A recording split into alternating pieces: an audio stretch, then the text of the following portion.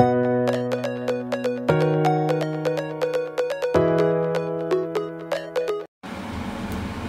guys! Gusto ko lang i-try yung pagluto ng fried chicken na ilagay daw tong crispy fry sa oil. So, try natin kung tama ba yung nakita natin na crispy daw yung chicken kahit hindi siya ilagay sa yung i-breading yung powder. So, dito daw natin ilalagay sa oil. Yan, try natin. Mainit na tong oil natin. Lagay natin lahat.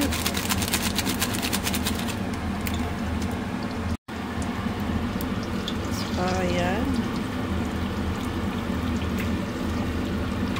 Mekos daw natin to. So, ayan na. Pwede na yata to. So, ito na yung chicken natin, guys. So, ilagay natin. Ayan. Parang hindi pa masyadong mainit yung matika. Ano ba yun? Ginagawa mo! Ilagay natin. Ayan. Anong kakalabasan ng fried chicken natin?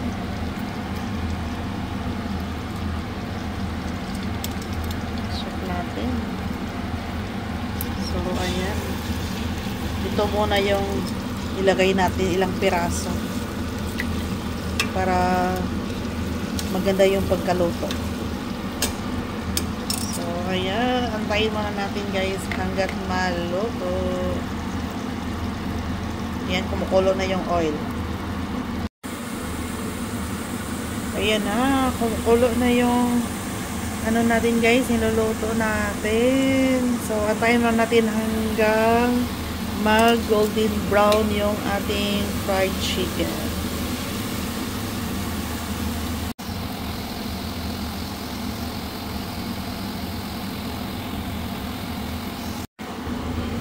Saka huwag kalimutang i-mekos-mekos, guys, para mabalance yung luto ng ating fried chicken.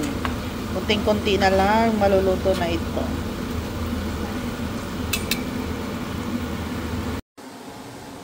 Ito na po yung finished product po natin. So, ayan na.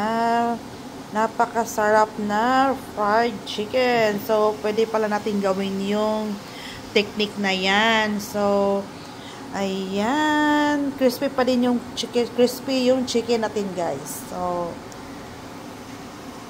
try nyo to yung technique natin na pagluluto ng fried chicken. Thanks for watching. Please don't forget to like and subscribe.